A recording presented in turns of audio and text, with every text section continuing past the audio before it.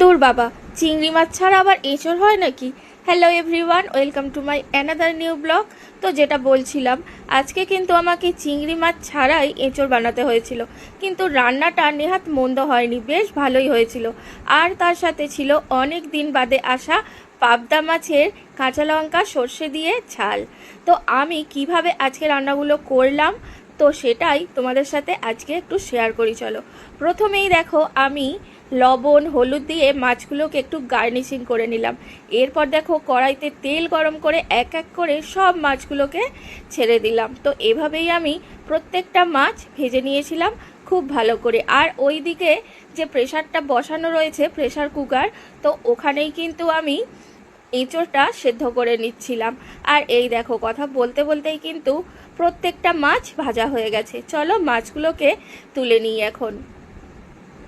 তো মাছ তো ভাজা হয়ে গেল, এখন মাছের ঝালটাও বানাতে হবে। তো আমি কড়াইতে প্রথমে দিয়ে দিলাম কালো জিরে আর কাঁচা লঙ্কা কয়েকটা চিড়ে। তো এবার হালকা করে ভেজে নিয়ে একটু জল দিয়ে দিলাম, তারপর দিয়ে দিলাম হলুদ গুঁড়ো। তো শুকনো লঙ্কা মানে গুঁড়ো লঙ্কা কিন্তু একদমই দেবো না, কাঁচা লঙ্কা দিয়েই হবে। তো দেখো সব কিছু দিয়ে আর গ্রেভিটা ফুটে উঠতেই মাছগুলো এক এক করে ছেড়ে দিলাম। তো মাছগুলো তো দেওয়া হয়ে গেছে দেখো।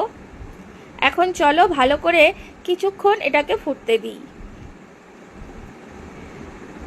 তো ফোটা তো হয়ে গেছে, এবার দিয়ে দিলাম সর্ষে পেস্ট করে। তো দেখো একদম কমপ্লিট সর্ষে কাঁচা লঙ্কা দিয়ে পাবদার ঝাল। তো এটা তো হয়ে গেল, এখন বাকি রান্নাটাও আমাকে সারতে হবে।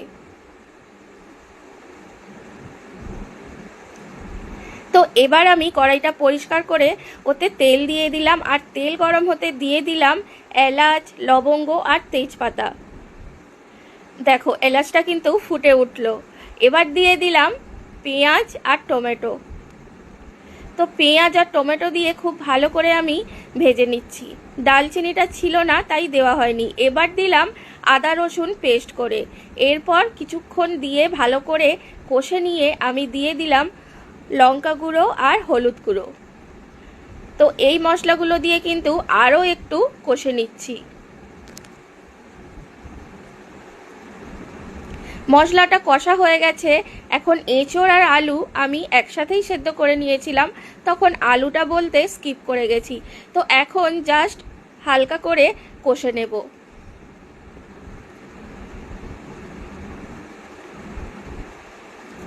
দেখো কষা কিন্তু কন্টিনিউ চলছে।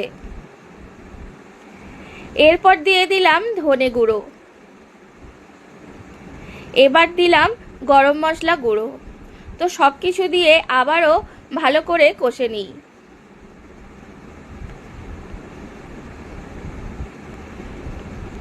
যেহেতু আগে থেকে সেদ্ধ করা আছে তাই খুব সাবধানেই কিন্তু কষতে হচ্ছে। তো কিছুক্ষণই কষে নিয়ে আমি পরিমাণ মতো জল দিয়ে দিয়েছিলাম। আর এখানে দেখো কড়াই কিন্তু একদমই ভর্তি হয়ে গেছে। তো এবার চাপা দিয়ে দিলাম আর অল্প কিছুক্ষণই ফুটবে। এই ফাঁকে আমি গ্যাসটা পরিষ্কার করে নিই। চলো, তরকারি কিন্তু একদম কমপ্লিট।